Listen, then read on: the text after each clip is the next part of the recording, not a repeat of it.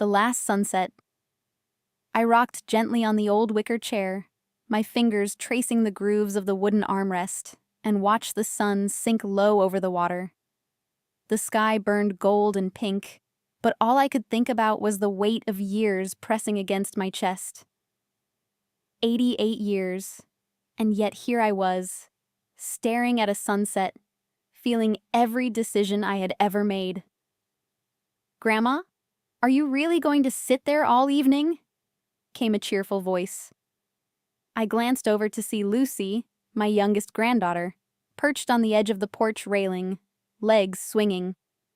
Behind her, Jamie was crouched down, examining a crab scuttling along the sand. "I was thinking," I said, letting my eyes drift back to the horizon, "about things I never said, things I should have said." Lucy scrunched her nose. "Like what? Did you not tell Grandpa you loved him enough?" I laughed softly, a little bitter. "No, love, not like that. Not enough for me to follow my own heart when I was younger." Jamie straightened up, brushing sand from his knees. "Your heart? Grandma, you had us. You had Mom and Dad. Isn't that enough?" "Sometimes," I admitted, "it wasn't enough for me." My voice was barely a whisper, almost carried away by the breeze. When I was 20, I thought security mattered more than passion. I married Harold because I thought it was safe, because it was expected. Lucy tilted her head. "But you were happy, right?" "Happy enough," I said, thinking of the quiet evenings with Harold, the children's laughter echoing in the house, the ordinary comfort of routine. But there were moments where I wondered what life would have been like if I had been braver.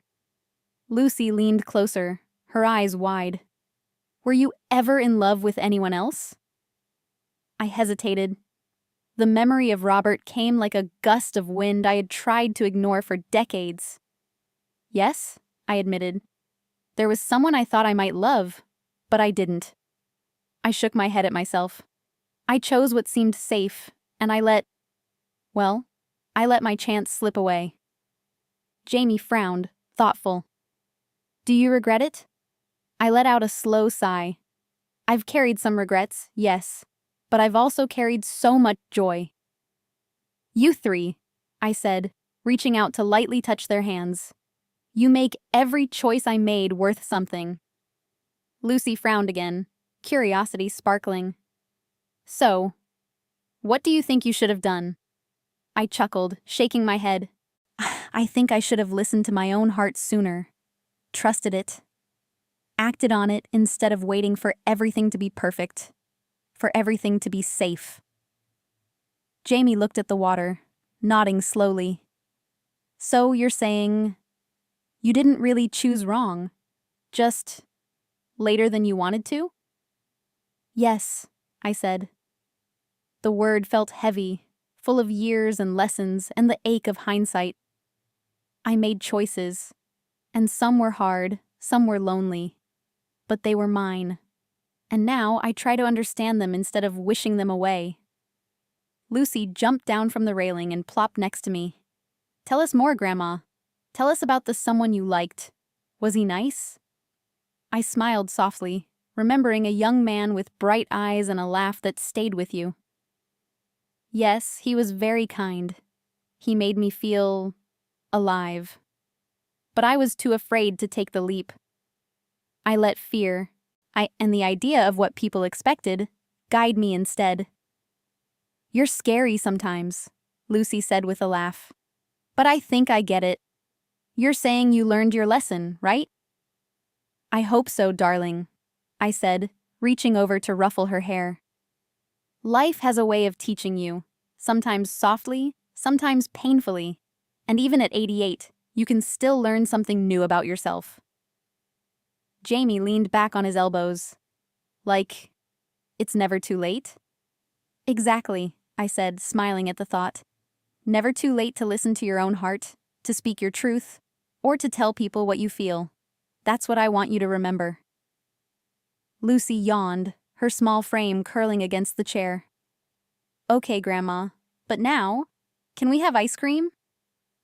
I laughed, feeling lighter than I had in hours. Yes, yes. Ice cream first.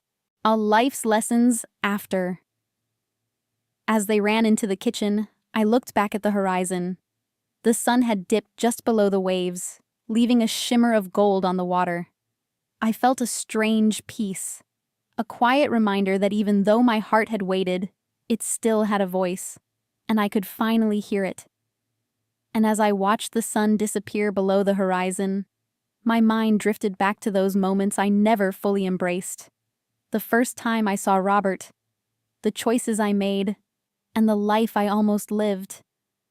Even after all these years, those memories still whispered to me, urging me to remember what my heart once longed for.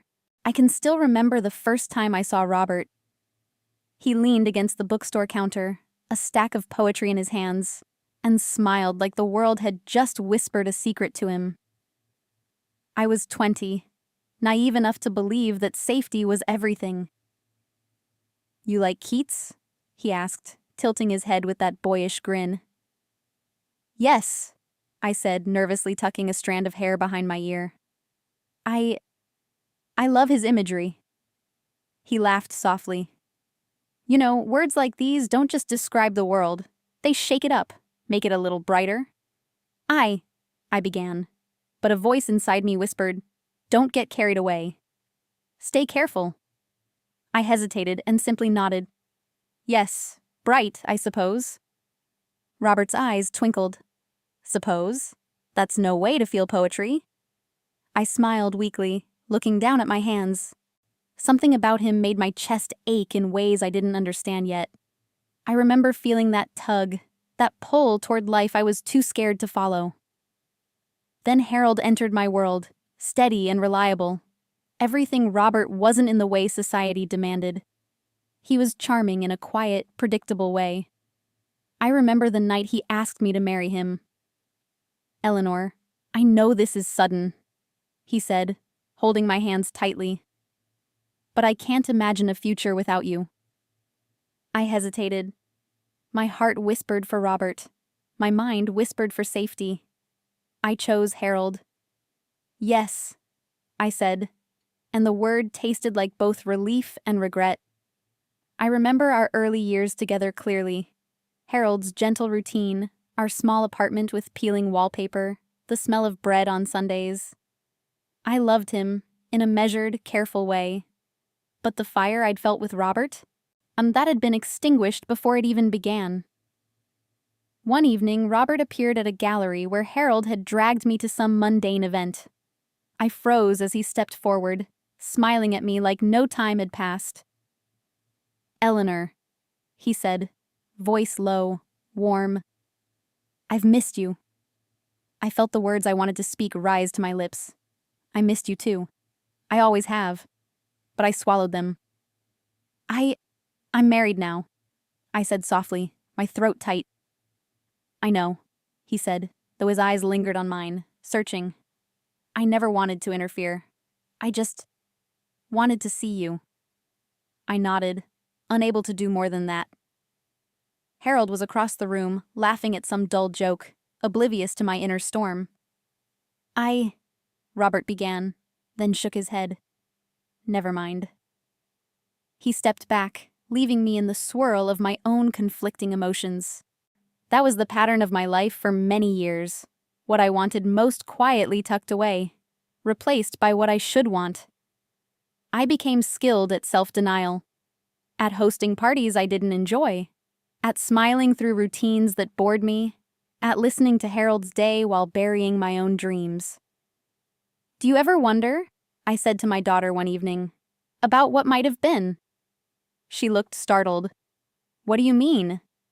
"About choices," I said, setting the teacup down between us. "About roads not taken. I think about it sometimes." Her brows knitted. "You sound like you regret things." "I do, in a way," I admitted. "Not everything. I loved your father. I loved you. But sometimes I let fear and expectation guide me instead of my heart. I almost spoke, almost acted differently, but I didn't." She was silent for a long moment. Then she smiled softly. Mom, we all have moments like that. Doesn't mean you lived wrong. You made a life. I nodded, but inside, a quiet ache remained. I remembered summer evenings when I'd meet Robert at the riverbank, the way he laughed, the way his eyes lit up at small joys. We never crossed that line, though my heart begged me. You look miles away, Harold said one evening, returning home earlier than expected. He set his briefcase down and reached for my hand. Eleanor, what are you thinking? I forced a smile. Just remembering things. He frowned, sensing unease. Old memories? Yes, I murmured. Memories, lessons. Harold's hands were warm, solid.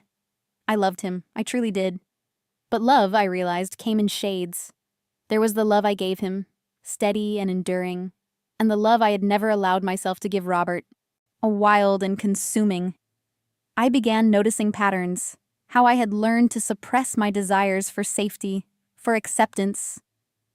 Every unspoken word, every choice to stay quiet, had layered on top of each other until they became the bedrock of my life. I had mastered living with compromise, though sometimes I envied those who had dared to leap. You sound different tonight, Harold said, sitting next to me on the couch. Thoughts of the past? Yes, I said, finally allowing a hint of confession. I think about choices, about roads I didn't take. He squeezed my hand gently. Eleanor, I can't say what could have been, but I do know this. You made the life you had full of love, full of people who needed you. That counts for something. It counts, I agreed, smiling faintly. But sometimes I wonder, if I had listened to my own heart sooner, would I have loved differently, lived differently, wondered about the paths we never took, the words we never spoke. I remember the bookstore, I said, voice catching. The day I walked in and saw you after all those years. You didn't judge me, and I didn't act. I've carried that moment for decades.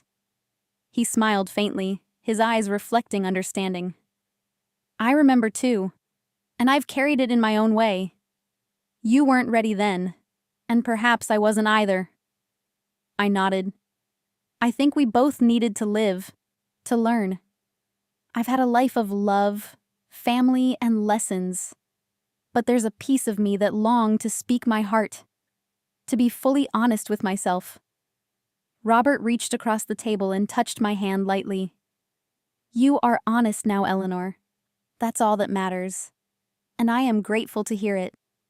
I wrote letters, I admitted, my voice soft. To you, to my younger self. I never sent them, but they held everything I felt. Reading them aloud, sharing them with my family, it changed me. Made me brave enough to face the past without fear. He nodded slowly. It is remarkable how words can carry weight for so long, and how finally speaking them can set us free. I smiled, tears brimming. I wanted to tell you, even if only briefly, that I loved life with you in my heart, that I remembered every laugh, every glance, every conversation we almost had, and I forgive myself for not acting sooner. Robert's eyes glistened. And I forgive myself, Eleanor, for not daring, for waiting, for letting fear keep us apart. But I've always remembered you, always cherished what could have been, even if it never was.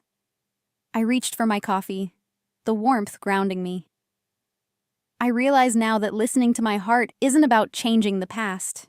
It's about understanding myself, acknowledging my desires, and allowing them to coexist with the life I chose. He nodded. Yes, understanding oneself is the bravest act of all. We can honor what we felt without altering the course of our lives.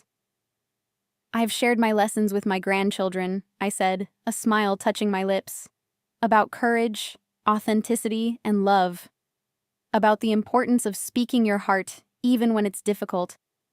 They've listened, and I hope they'll carry it with them. Do they understand? Robert asked. Yes, I said softly.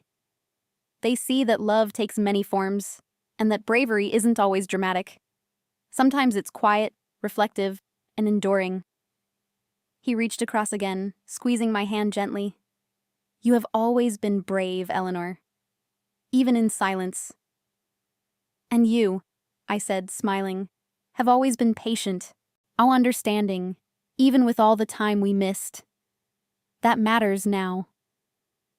We spoke of memories, walks along the pier, rainy afternoons in bookstores, the poetry we once loved. There was laughter, and there was a gentle ache, but nothing bitter. We reminisced not to dwell on what could have been, but to honor it, to allow it a voice finally. You've lived fully, Robert said, voice quiet but firm, and I am proud of the woman you became. I've learned that life is layered, I replied. Love, regret, joy, missed opportunities, they all coexist, and when we allow ourselves to acknowledge them, we find peace. He nodded, eyes soft.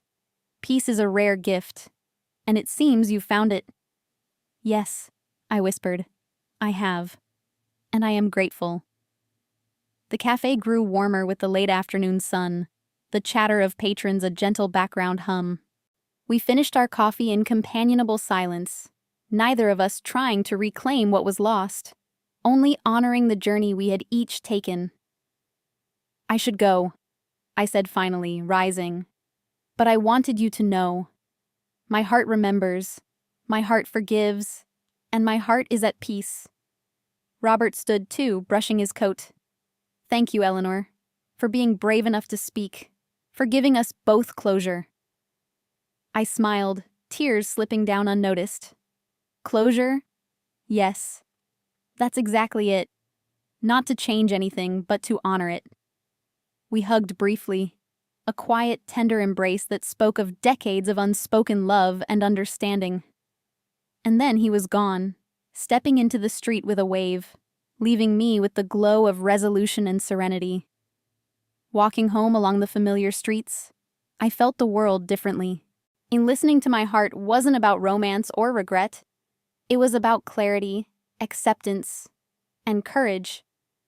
About knowing that even a life of choices and sacrifices could hold moments of truth, and that expressing them was a gift to oneself and to those who mattered. At home, I found Lucy and Jamie waiting, eager to hear about my day. Grandma, Lucy said, what did you do today? I smiled, feeling the warmth of wisdom ready to share. I reconnected with an old friend, I said softly. We spoke honestly, reflected on life, and honored the choices we made. It reminded me that courage isn't about changing the past. It's about understanding your heart. Jamie frowned thoughtfully. So, it's about being honest with yourself? You loved well, he said softly, in ways that mattered. And in that moment, I realized love had many forms. There was the blazing, reckless love of youth that Robert offered, and the steady, enduring love that Harold embodied. I had learned to navigate both, even if one remained only a memory, a lesson tucked into the folds of my heart. That night, I lay awake, thinking of two lives I had lived in one body, the life I chose, and the life I almost had. And while regret lingered, I also recognized the gift of understanding, the quiet power of reflection. I could see clearly how each choice had shaped me, each suppression of desire had taught me, each act of courage I had yet to take could still find a voice. And though some desires remained unspoken, the life I had chosen, the children I raised, and the family I nurtured, was a life full of quiet, enduring love, shaped by sacrifices that mattered more than I realized. Mom, can you help me with this math problem? My son's small voice broke through the quiet evening. I glanced over from the kitchen counter, wiping flour from my hands. Of course, Jamie. Let me see. He held out his notebook, pencil poised. It's Fractions. I don't get why we have to do this stuff. I smiled softly. Sometimes we learn things we don't understand right away, but later, we'll see why it mattered. He frowned and tapped his pencil. I don't see why it matters now. Maybe not now, I said gently, kneeling beside him. But you'll use it. Trust me. As I guided him through the problem, I thought back to nights spent rocking him when he had fevers so high he couldn't sleep. On nights I stayed up with my daughter when nightmares woke her screaming, holding her close until her tears stopped. Those nights had been long, but never lonely. Not really. My heart had been full, even if my own dreams were tucked away. Mom, can I try it myself? Jamie asked, a glimmer of pride in his eyes. Go ahead, I said. I'll watch. He scribbled numbers across the page, biting his lip in concentration. I got it. You did! I laughed softly, ruffling his hair. See what patience can do? Later, I sat with my daughter at the old upright piano. She struggled with a scale, fingers fumbling over the keys. Eleanor, I can't, she cried, her frustration sharp. You can, I said, placing my hands over hers for a moment. Listen to the music. Feel it. Don't force it. Her small fingers pressed down, tentative but steady. As the scale rang out, I did it. Yes, I whispered, heart swelling. You did it. I remembered moments like these, not grand achievements, but small victories that mattered more than I realized at the time. I had chosen my family, often at the cost of my own ambitions. I had longed to paint, to travel, to speak words that never left my lips, yet I poured myself into nurturing the lives around me. One evening, Harold came home exhausted from work. Eleanor, I don't know how you manage it all, he said, sitting at the kitchen table. I manage what matters, I replied softly. You work hard, I take care of the rest. That's all it is. You do more than the rest, he said, eyes tired but grateful. You keep this family together. I shrugged, a small smile touching my lips. It's not heroic. It's just love. Even then, I could feel the weight of the sacrifices.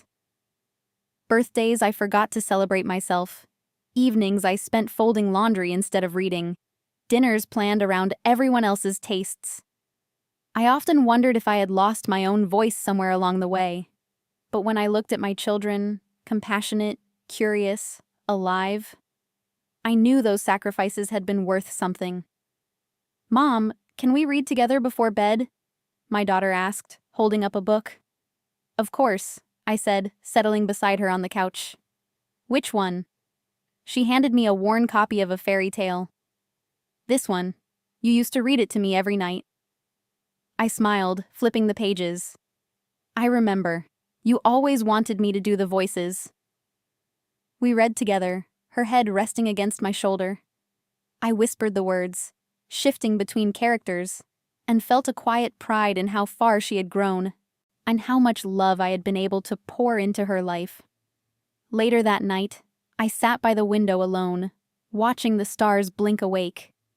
The house was silent, but my heart was full. I had given much, and yet I realized the giving itself had shaped who I was. My sacrifices had not been empty. They had been meaningful, tangible in the lives of my children. Still, a quiet ache lingered. The ambitions I had shelved, the words I had not spoken, the risks I had avoided, they were my shadows. But I accepted them as part of the tapestry of my life. The tapestry was imperfect, but beautiful. I thought of my children again, sleeping soundly upstairs. I hope you know, I whispered to the quiet house. Every bit of this was for you. Every sleepless night, every comfort given instead of dream chased. It was for you. And as I finally leaned back in the chair by the window, I let myself feel both the pride and the sorrow. Life had been a series of quiet sacrifices, yes, but also a testament to love's resilience. I had given all I could, and that was enough. And yet, even amidst the quiet pride of a life given to others, a small part of me still wondered about the choices I hadn't made, the paths I hadn't walked, and the moments I had left unspoken. Sometimes, I thought, the heart's whispers wait patiently for their turn to be heard. I still remember the day I saw Robert again, though decades had passed since that first bookstore encounter. It was a rainy afternoon, the kind that makes streets shine like mirrors. I ducked into a small, dusty bookstore, hoping to hide from the downpour. And there he was, leaning against a shelf of poetry, and the same crooked smile I remembered. "Eleanor?" His voice cut through the quiet like sunlight through clouds. I froze. "Robert." My fingers tightened around the strap of my purse. "I didn't expect to see you." He shrugged, eyes gentle. "I never know where life will take us. Sometimes it takes us exactly where we need to be." I swallowed hard. You look well." "I've been well," he said. "Better now, seeing you." I felt the old tug in my chest, the one I had ignored all those years ago. "It's been a long time." "Yes, it has." He tilted his head, studying me. "Do you ever wonder about the roads you didn't take?" I hesitated. "All the time." Robert stepped closer. "You don't have to answer me, but I always hoped you'd follow your heart, Eleanor. Even then." I shook my head. I couldn't. I was scared. I thought safety mattered more than the unknown." He nodded, understanding, yet his eyes lingered with unspoken questions. "And yet, here you are, alive, reflective. That counts for something, doesn't it?" "Yes," I said quietly. "It counts. But sometimes I wonder what might have been. If I had gone to Paris, or painted, or told you." Robert smiled faintly. "Maybe some things are meant to remain dreams. But dreams shape us, Eleanor. They remind us what we truly desire." I looked at him, feeling the ache of all those small decisions, the choices that seemed insignificant at the time but built the life I had. I had said no to adventures, no to risks, no to love I wanted desperately. I had chosen a steady path, raising a family, maintaining routines. And now, decades later, the what-ifs pressed gently against my chest. "You know," I said softly, "I once almost told you how I felt. At the riverbank that summer evening." My voice trailed. Robert's eyes widened slightly. "Really?" "Yes," I admitted. "I thought about it over and over. But I didn't.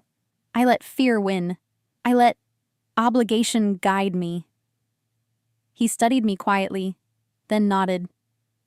"It's remarkable how we carry our choices, isn't it? Each one like a stone in a backpack we don't notice until it aches too much to ignore." I smiled ruefully. "Exactly like that. And sometimes I think about leaving some stones behind. Doing something for myself. Even now." "Even now," he repeated. "It's never too late, Eleanor." I shook my head, half in disbelief, half in hope. I wonder if people really understand what it means to live authentically, to follow your heart rather than your fears. A young woman passed by the shelf, eye glancing at us curiously. Robert turned back to me. "Most never do," he said softly. "Most carry their what-ifs quietly, tucked away behind duty and comfort." I felt a pang of recognition. That had been my life. Quiet sacrifices, careful steps, a mind full of reasons, and a heart full of regrets. But talking to Robert now, I realized that some acknowledgement could still bring a measure of peace. "You went to Italy once, didn't you?" I asked suddenly, thinking of an old conversation we had shared about art and travel. "Yes," he said. "Florence. I wanted to paint there. But it wasn't the same without someone to share it with." "Exactly," I murmured. "That's why I stayed too. Because sharing life seemed safer with someone who fit the expectations rather than the fire I wanted. He smiled, not bitterly, but with understanding.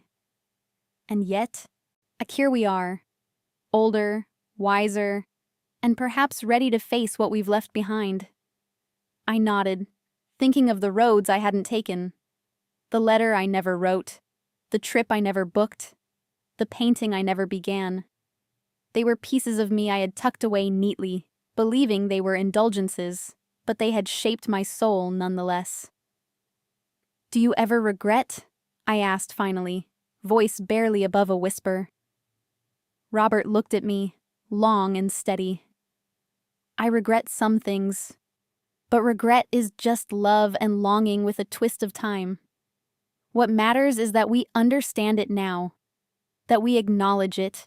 I closed my eyes briefly. I suppose the road not taken is still part of who I am. "Exactly," he said. "It makes you who you are, and you can still honor it in small ways. Even now." I thought of my grandchildren, my children, the life I had built carefully and quietly. Perhaps honoring my heart didn't mean reckless leaps anymore. It meant reflection, small choices, and courage to acknowledge what I had felt. "You were always brave," Robert said softly, "even if you didn't realize it at the time." I smiled, touched by his words. Maybe. Or maybe I'm only learning to be now. We lingered for a few more minutes, words falling into comfortable silence. Then the rain eased, leaving the air fresh and fragrant, and I knew I had carried a lifetime of what-ifs to the surface today. It hurt, yes, but it also felt like breathing. "Goodbye, Eleanor," Robert said finally, his voice warm. "Take care of your heart." "You too," I replied. And as I watched him disappear into the drizzle, I felt a spark of something I hadn't felt in decades. Possibility. As I walked home through the softened drizzle, my heart felt lighter than it had in years. The what-ifs of the past had surfaced, acknowledged, and released. And in that quiet moment, I realized life still held joys I had yet to notice. Simple, unbidden, waiting in the ordinary days ahead. For the first time in a long while, I realized that even roads not taken could still teach me how to walk my own path. The past would not change, but my heart could still speak, still guide, still hope. "Eleanor, is that really you?" The voice startled me as I stepped into the little cafe on Main Street. I looked up and laughed, almost dropping my handbag. "Mabel, I haven't seen you in decades." She crossed the room quickly, arms outstretched. "I can't believe it. You look wonderful." "And you haven't changed a bit," I said, embracing her. Her energy, still vibrant after all these years, made me feel a spark I hadn't felt in a long time. We sat by the window, coffees steaming between us. "Do you remember the summer we ran down by the pier, trying to catch fireflies?" Mabel asked, eyes twinkling. "Oh yes," I laughed. "And you tripped into the water while I screamed at you to be careful." "You laughed too hard to help me," she teased. "You always were more cautious than me." "I was," I admitted. "Cautious, careful, but sometimes I wish I'd taken more risks." Mabel reached across the table and squeezed my hand. "You've had a life full of love, Eleanor. Don't forget that. Look at your children. Wonderful, thoughtful, bright. And your grandchildren? They adore you." I smiled softly. "Yes, that's true. I've had blessings I didn't always notice. I think sometimes the simplest joys are the ones that sneak up on you." "Like what?" Mabel asked, leaning forward. "Well," I said, thinking aloud, "the first time I watched Jamie ride his bike without training wheels, the way Lucy's laugh fills a room, neighbors stopping by to share cookies or news. Those moments matter more than I ever realized at the time." "I know exactly what you mean," she said. I've found the same. Life's richness isn't always in grand adventures. It's in the laughter, the small kindnesses, the quiet love. I nodded. I used to think I had to chase passion, travel the world, do something extraordinary to feel fulfilled. But now I see. Ordinary life can be extraordinary if you pay attention. Mabel's expressions softened. You've always been wise, Eleanor. You just needed time to notice it. I chuckled. Yes, I suppose that's what 88 years does for you. Gives you perspective. I've had regrets, sure. Roads I didn't take, words I didn't say. But I also see all the beauty I've experienced, the joys that appeared unbidden. She smiled. Do you ever get sad, thinking about what might have been? Sometimes, I admitted. But not the way I used to. Now it's more wistful, gentle. I recognize that what I've chosen brought me unexpected joys I never anticipated. My children, my friends, the small moments that make a life rich. Mabel nodded, a little tear in her eye. You've lived fully, Eleanor. That's what matters. I looked down at my coffee, thinking of Harold, of my children, of the quiet neighborhood filled with memories. I remember teaching Lucy to play piano, watching Jamie build his first sandcastle, the warmth of neighbors helping when life got difficult. These are the treasures. Mabel laughed. And don't forget those Sunday picnics we had, where we'd gossip until our cheeks hurt. I laughed, too, remembering. Oh, yes. Those afternoons were magical. I'd almost forgotten how free we felt back then. Thank you for reminding me, Mabel. I needed it. She reached across the table again. We all need reminders sometimes. Life can be heavy, but moments like these, unexpected joys, they lift you. I nodded, feeling a soft glow inside. Exactly. And I think the secret is noticing them while they're happening. Not waiting for some perfect, extraordinary day. Because ordinary days hold their own magic. Mabel grinned. Wise words, Eleanor. You always were contemplative. And now you're just content. It suits you. Yes, I said, sipping my coffee, letting the warmth spread through me.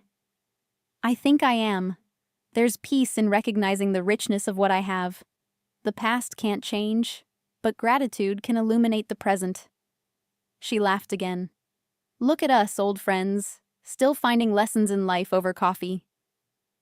I smiled, feeling lighter than I had in weeks. And I'm grateful for it. For you, for the memories, for the laughter, for realizing that life, even when it didn't go exactly as I imagined, has been full of blessings. Mabel winked. Then we should never stop noticing them. No, I agreed. Never. That evening, walking home along the quiet streets, I noticed the simple details, the way the street lamps glowed, the sound of children playing far off, the scent of dinner wafting from a neighbor's window. Each moment felt vibrant, alive. I realized that joy often comes quietly, unannounced, and it is easy to miss if you are too busy chasing what might have been. I stopped by the fence near our garden, watching the last light fade over the rooftops. My heart felt full, lightened by recognition. Life had given me more than I'd ever thought to ask for. Unexpected joys woven seamlessly into the fabric of everyday moments.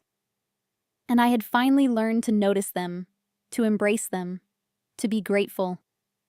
I whispered to the wind, softly, as if it might carry my words to the past and future alike. Thank you, for laughter, for love, for ordinary days made extraordinary by noticing them. And for the first time in a long while, I felt completely at peace, the warmth of gratitude settling deep inside me like sunlight at the close of day. Yet as I walked home, a forgotten thought nudged at me, a memory tucked away in the attic, waiting quietly for me to notice. Perhaps some treasures of the past still held lessons I had yet to uncover. I was cleaning the attic when I found the box. A simple, dusty container with my initials scrawled on the top in my younger handwriting. I almost didn't open it, afraid of what I might find. But curiosity won. As I lifted the lid, a wave of memories hit me. There they were. Letters I had written but never sent. Notes to Robert. Musings to my younger self. Confessions I had never voiced. "Grandma, what's in that box?" Lucy's voice echoed from the stairs. I smiled faintly. "Old memories, darling. Would you like to see?" Her eyes widened. "Yes, please." I handed her a letter, the edges yellowed with age. "This one. I wrote to a young man I thought I loved." Lucy tilted her head. "Did you send it?" I shook my head. "No, I didn't have the courage back then." She looked thoughtful. "Why not?" "Fear," I admitted softly. "Fear of being judged. Fear of changing my life. I thought silence was safer." Lucy frowned. "But you loved him, right?" "Yes," I said, voice barely above a whisper. "I did. But love isn't always enough when you're too scared to act on it." Jamie climbed the stairs and peered over Lucy's shoulder. "Grandma, are those letters?" To who?" "To people I cared about deeply," I said, opening another one.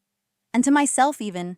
Sometimes I wrote to my younger self, reminding me to be brave, to follow my heart." Lucy gasped. "You wrote to yourself?" "Yes. I wanted to capture my thoughts, my dreams, my fears, in a way I could one day understand." I unfolded a letter and began reading aloud. "Dear Eleanor, don't let fear guide you. Speak your heart. Even if the world disagrees, your feelings are valid. Do not wait." The words shook me. I hadn't heard them aloud in decades. My throat tightened, tears pricking my eyes. "Grandma?" Jamie asked, voice gentle. "Are you okay?" "Yes, love," I said, dabbing at my eyes. "I'm okay, just remembering. These letters, they carry pieces of me I had forgotten." Lucy leaned closer. "Can you read more?" I nodded, my choosing one addressed to Robert. "I think of you often. I wonder if I could have been braver, if I could have told you everything my heart felt. I am afraid I have waited too long, but perhaps it is never too late to speak the truth." I paused, swallowing hard. I never sent this, but reading it now, it feels like a release. "Grandma," Lucy whispered, "why didn't you send it?" "I didn't have the courage at the time," I admitted. "I let life's obligations, marriage, family, expectations, override my heart. I chose silence instead of truth." Jamie frowned. "Do you regret it?" "Some days," I said honestly. "But regret isn't the whole story. These letters remind me that I felt deeply, that I loved courageously even if I didn't act on it, and I can still honor that love now, in other ways." Lucy's eyes were wide. "Like, telling us?" "Yes," I said, smiling softly. "Sharing my experiences, my feelings, my lessons with you, so that you don't wait too long to speak your hearts, or let fear rule your decisions." I picked up another letter, addressed to my younger self. "Eleanor, do not ignore your desires. Do not silence your voice. Even in a life filled with responsibilities, carve moments for yourself, for your passions, for the love that makes your heart soar." Reading aloud, I felt the weight of years lift slightly. My voice wavered, but I continued. "I've carried these words silently for decades, and now they can breathe. I can finally live with the understanding that it's never too late to acknowledge your heart." Jamie leaned back, thoughtful. "So, you're saying even old people can change how they live?" "Yes, Jamie," I said, smiling. "Even old people. We can still honor our feelings, make choices that matter to our hearts, and share what we've learned with others." Lucy glanced at the letters again. "Do you think Robert would have wanted to hear this?" I don't know, I admitted. And maybe it doesn't matter. What matters is that I speak my truth, even if it's just to myself, or to you, or anyone willing to listen. I realized then that the letters had become more than reminders. They were companions, echoes of the courage I had hidden for years. Each word whispered lessons I had learned too late but could still act upon. "Grandma," Lucy said softly, "will you keep reading them to us?" I nodded. Yes, they deserve to be heard, and so do we, each in our own way. We spent the afternoon reading through the box together, laughing at youthful optimism, wincing at unspoken sorrow, marveling at the moments of honesty I had captured on paper. Each letter became a bridge between my past and the present, a conversation I had finally allowed myself to have. By evening, I felt lighter. My chest, once heavy with decades of unvoiced thoughts, was filled with release. The letters had done their work. They had reminded me that expression matters, that feelings are precious, and that courage can come at any age. "I think," I said, folding the last letter, "that these letters will guide me forward. I want to share my heart, my lessons, with you and with others. I want my grandchildren to know that fear is natural, but it should never silence love or truth." Lucy hugged me tightly.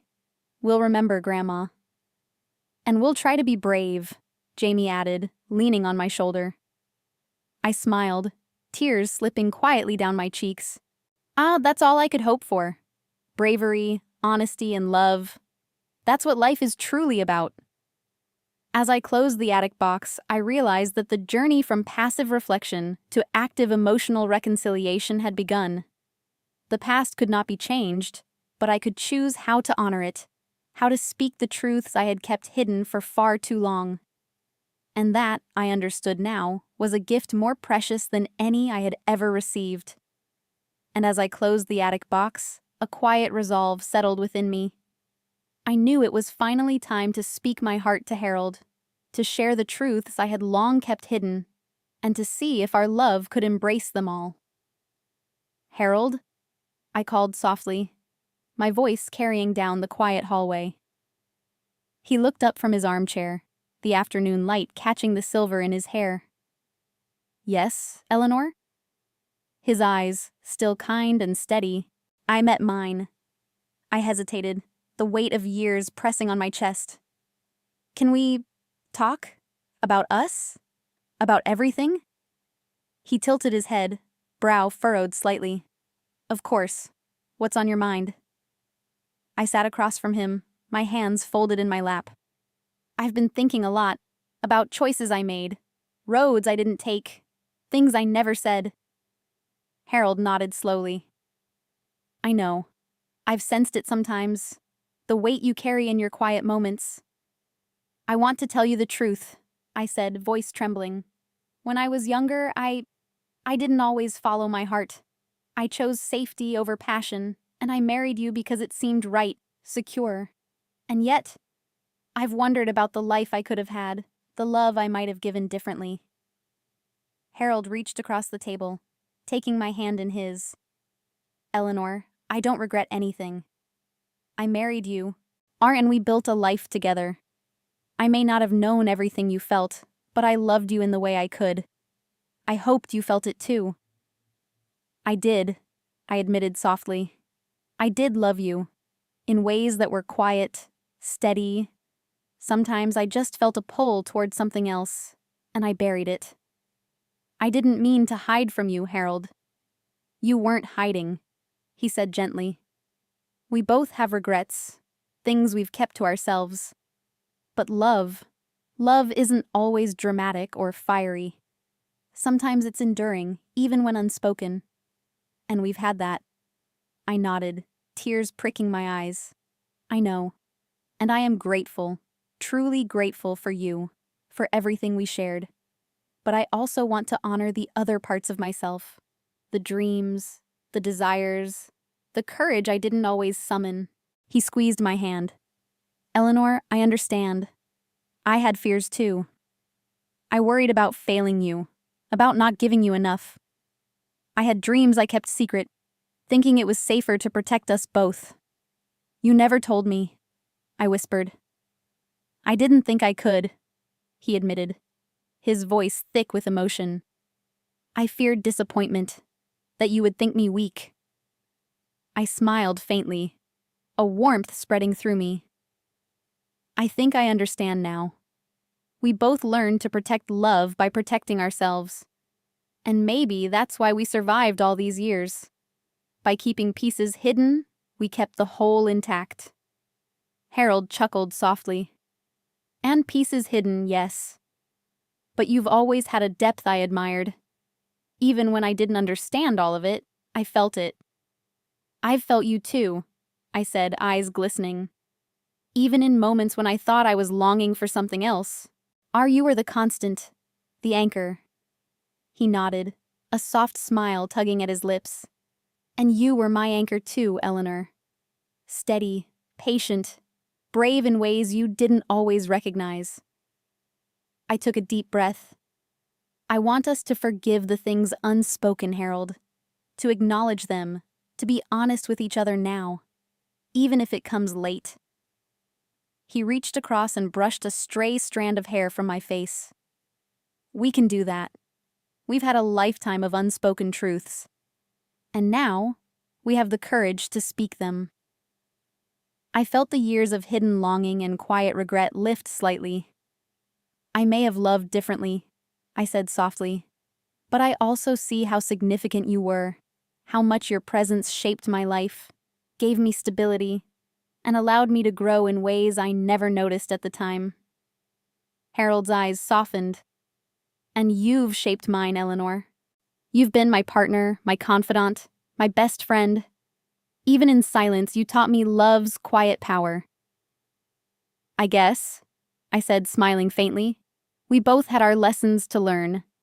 And now, here we are, still learning, still loving. Yes, he agreed.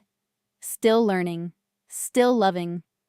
And perhaps finally understanding each other fully, beyond expectations, beyond fear. I reached across and rested my hand on his. Thank you, Harold, for listening, for understanding, for loving me in ways that sustained me, even when I doubted myself. He chuckled softly. And thank you, Eleanor, for being honest, for trusting me with your heart, for allowing me to walk beside you all these years. We sat in silence for a few moments, the kind that spoke more than words ever could. The room felt lighter, warmer. The weight of unspoken fears and past regrets had lifted slightly, replaced by acknowledgement, forgiveness, and the enduring bond that had carried us through decades. You know, I said finally, voice soft, I may not have lived a life full of reckless passion, but I've lived a life full of love. And that has been enough. Harold smiled, squeezing my hand. Enough. More than enough. We've shared a life that mattered, Eleanor. And we can still share more, even in these quiet days. I nodded, tears spilling freely now, but mingled with laughter and relief. Yes, more quiet days, more honesty, more understanding. I'm ready for them, Harold. He kissed my hand gently. And I too. I've waited all these years for this moment, even if I didn't know it. I smiled, the corners of my heart softening. Then let's make the most of it. Together, honestly, fully. Together, he echoed. And in that moment, I felt the depth of our love, not the youthful fire I had imagined, but something steadier, richer, and infinitely more enduring. Forgiveness, understanding, and the quiet power of shared life had brought us to a new place of intimacy. The past was acknowledged, and the present felt brighter, warmer, and more precious than ever. And with the courage Harold and I had found in our honesty, I realized there was still one heart I needed to reconcile with, one part of my past that had waited decades for me to listen, to speak, and to finally be heard. I hadn't expected to feel nervous, At 88, I thought I had faced enough of life's uncertainties. But standing outside that small cafe where Robert had agreed to meet me, my palms were damp, my heart a little reckless. Not with passion, not with longing. This was something quieter, a desire for closure, for understanding, for peace. "Eleanor," Robert said as he approached, rain lightly misting his hair, his smile gentle and familiar. "It's been a long time." "Yes, it has," I said softly. "Thank you for meeting me." He gestured to the empty table by the window. "Shall we sit?" We settled into the chairs, the scent of coffee and old paper comforting. I looked at him and saw the same warmth in his eyes I remembered, but also the lines life had drawn, proof that time had moved for both of us. "I wanted to see you," I began, unsure how to continue. Not to rekindle anything, but to acknowledge what might have been, to speak some truths I held in silence for far too long. Robert nodded, listening intently. "I've wondered, Eleanor." "Yes," I said, "and with others, when it matters. Love, courage, authenticity. They're all about listening to your heart, even if it's late, even if life has moved on. It's never too late to understand yourself." Lucy hugged me tightly. "I want to remember that, Grandma." "And I want you to," I said, embracing her. "Because one day you'll need it too. Life may not go exactly as planned, but your heart can always guide you, if you listen." That evening, as I watched the sunset from my little seaside cottage, I felt complete in a way I hadn't before. Not because I had rewritten history, but because I had finally honored it. The roads I hadn't taken, the words I hadn't spoken, the love I had carried quietly, they were all part of me. And for the first time, I felt entirely at peace. My heart had been heard. With my heart finally heard and my spirit lighter, I returned home, knowing it was time to preserve these lessons, to write them down, and let the wisdom of a lifetime ripple outward to those I loved most. I settled into my writing desk, the afternoon sun casting a warm glow across the pages before me. The pen felt heavy in my hand, but in a way that was comforting. Each stroke carried years of reflection, lessons learned, and a heart finally willing to speak. "Grandma, are you writing a story?" Lucy's voice floated from the doorway. I smiled. "Something like that, dear.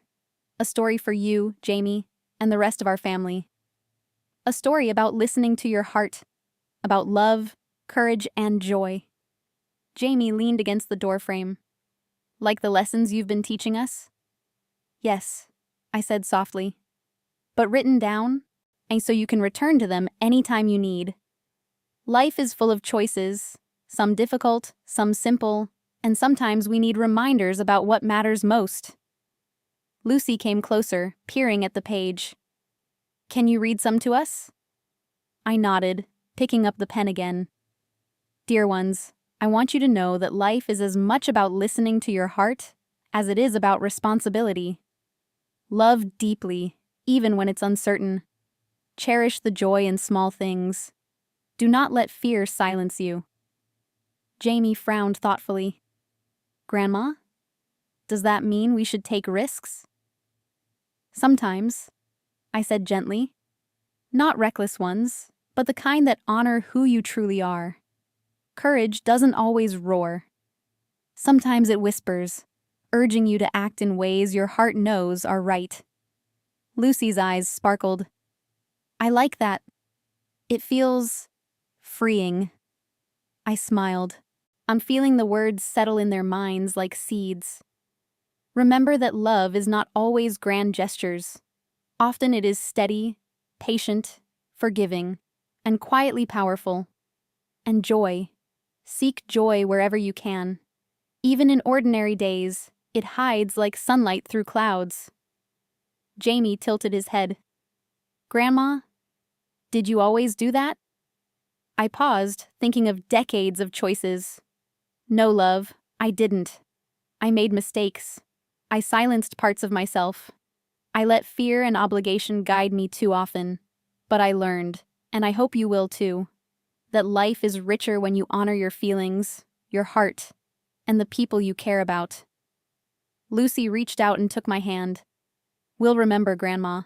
We want to make choices like that too. I felt a warmth spread through me. And you can. Every day is an opportunity. You'll stumble, you'll hesitate, but that's all part of learning. The important part is to be brave enough to try, to listen, and to act with honesty and love. I returned to my letters, writing as if my hand carried the weight of every lesson I had learned. To my friends and neighbors, know that life is fleeting and fragile.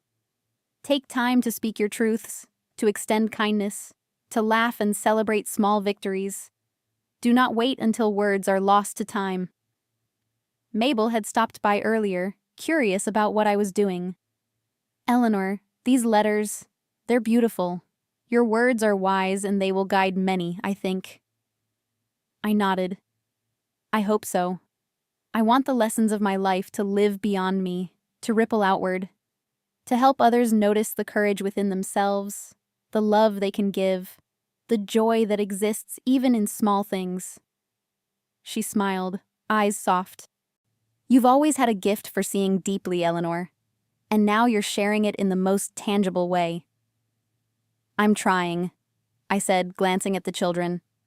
I want you to understand that mistakes, fears, and regrets are part of life, but they don't have to define you.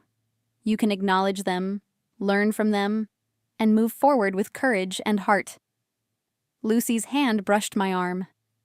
Grandma, do you think maybe we can help others like you're helping us? I nodded, eyes misting. Yes, Lucy. Every small action matters. A kind word, a heartfelt choice, the courage to speak honestly. They all shape lives beyond our own. Jamie smiled. So, even if we make mistakes, it's okay? Exactly, I said. Mistakes are lessons, and lessons are gifts.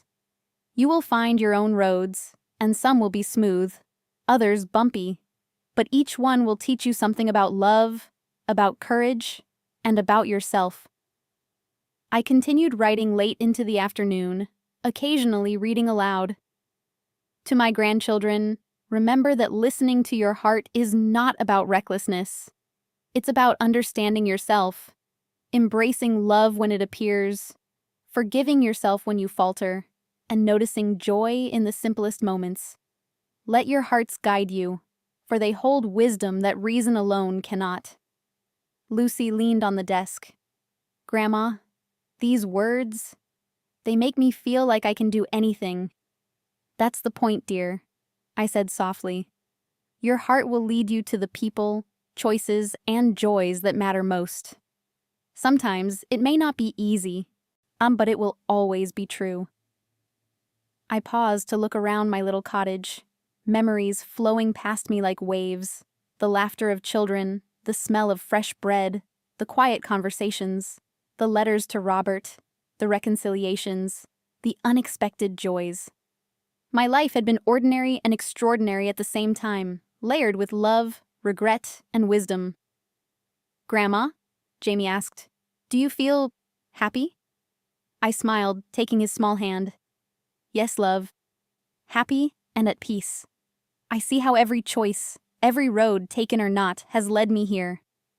And I know now that my journey matters, not just for me, but for you, for Lucy, for our family, and even for those we touch in small ways every day. Lucy hugged me tightly. We're lucky to have your lessons, Grandma. We'll remember them. And I'm lucky, I said, holding them both close. To share them with you, and to see how life continues, and to know that the heart's wisdom can ripple outward, far beyond any single lifetime. I returned to my desk, pen in hand, finishing the final lines. Life is a tapestry of choices, love, courage, and joy. Listen to your heart. Speak honestly. Forgive freely. Love deeply. And in doing so, You honor yourself and everyone around you. Setting the pen down, I looked out the window at the fading sun, a gentle glow over the sea. The house felt alive with laughter and warmth, the legacy of my heart spreading quietly but surely. I knew that these letters, these conversations, and these lessons would live on in the hearts of my family and community.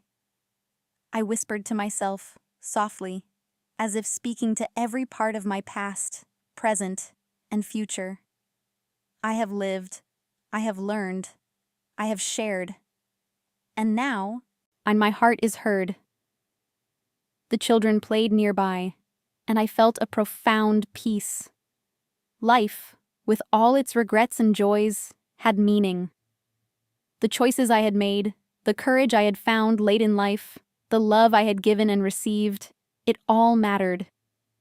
My journey had shaped not only me, but the hearts of those I cherished.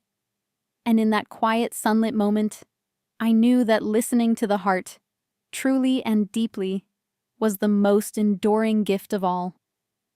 As the afternoon faded and the letters were tucked safely away, a quiet anticipation lingered in Eleanor's chest, a gentle knowing that the lessons she had shared, the courage she had discovered, and the love she had poured into her family would soon meet the dawn of another day, bright with promise and the soft, endless light of new beginnings. I woke before dawn. In the house still quiet except for the soft breathing of Lucy and Jamie in the next room. Pulling on a sweater, I stepped outside, the chill of early morning brushing my cheeks. The horizon was a dark line, a promise of light yet to come. "Grandma?" Lucy's sleepy voice called softly from the doorway. "Are you watching the sunrise?" "Yes, dear," I said, smiling. "It's a special way to start the day. Will you join me?" She appeared in her pajamas, hair tousled, eyes still heavy with sleep but curious. Jamie followed, rubbing his eyes. "It's early," he murmured. "Sometimes the quietest moments come first," I said gently. "And the sun has stories to tell, if you're willing to listen." We walked down to the edge of the dunes, the sand cool beneath our feet. I breathed in the salty air, letting it fill my chest. "Every sunrise," I said softly, "is a reminder that life continues. Every day brings the chance to live fully, to love, to learn, and to be grateful." Lucy whispered, "It's beautiful." "Yes," I said, "and it reminds us that endings are also beginnings. Every day is precious, even the ordinary ones." The horizon began to glow, a ribbon of orange and gold unraveling slowly. I felt my heart swell with memories, the laughter of my children, the letters I had written, Harold's patient love, the brief reunion with Robert, and the small joys that had filled my life. "Grandma," Jamie said quietly, "do you feel happy?" I looked at him, smiling, tears catching the early light. "Yes, love. I feel complete. I've lived a long life, full of lessons, regrets, joy, and love. And now, I finally feel at peace, knowing I've listened to my heart and shared what I've learned with you both."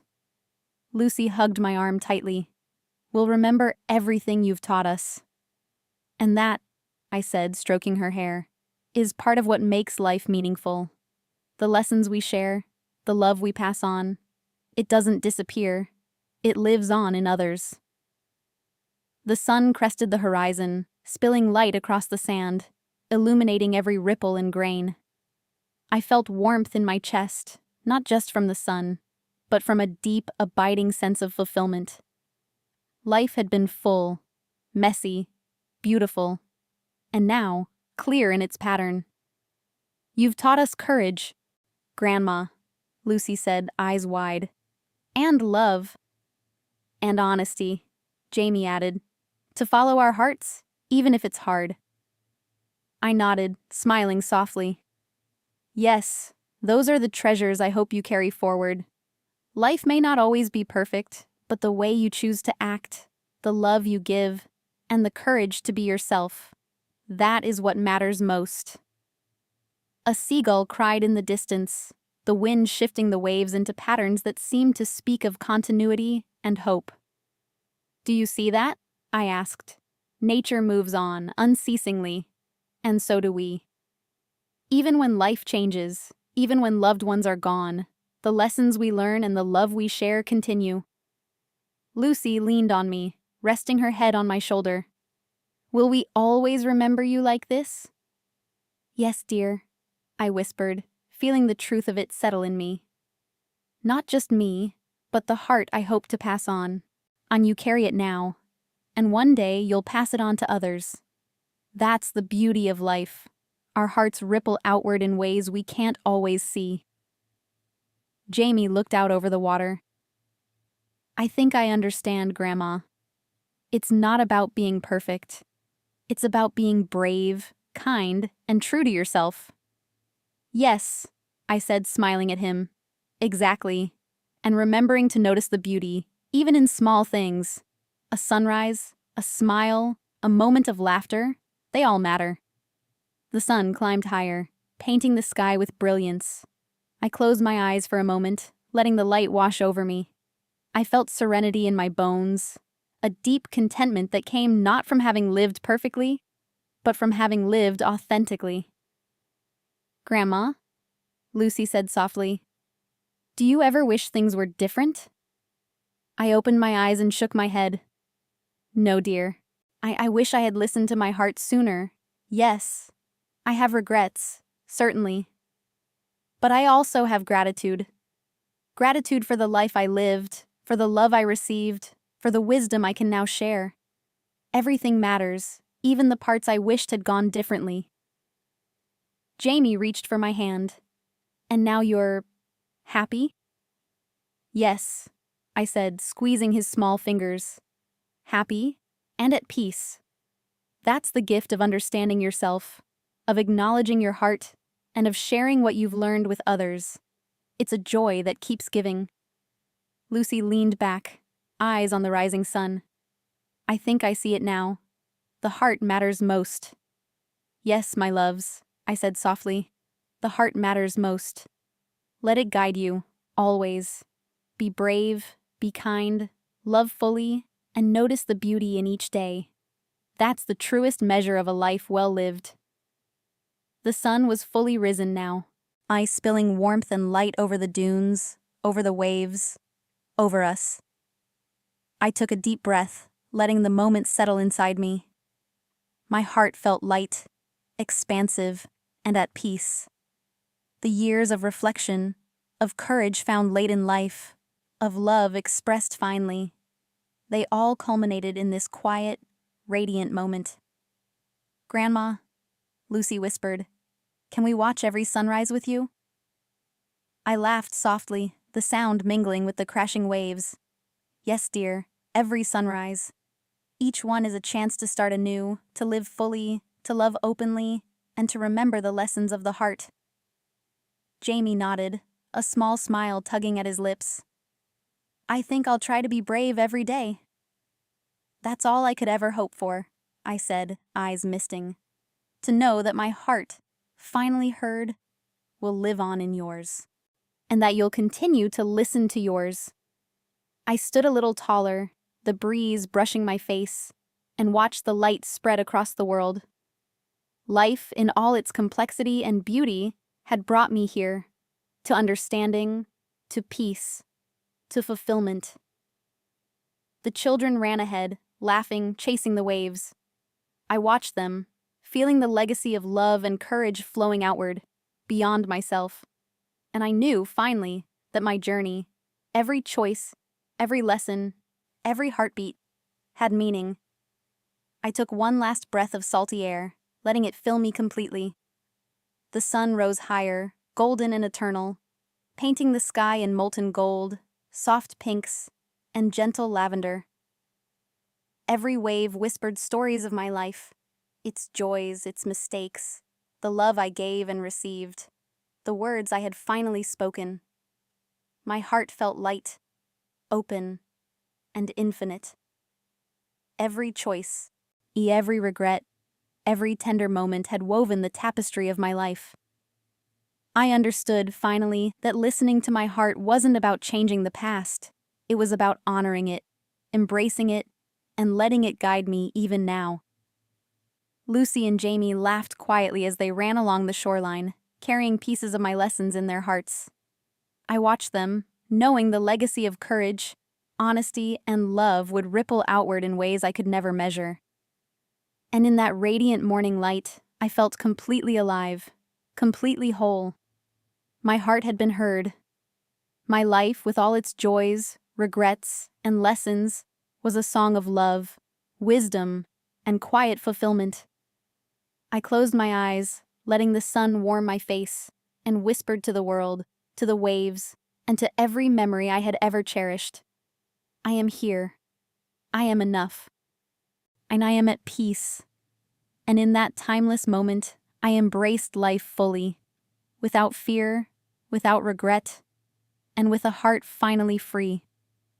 And as the sun rose, I smiled, knowing my heart had spoken, my life had mattered, and the love I carried would live on forever.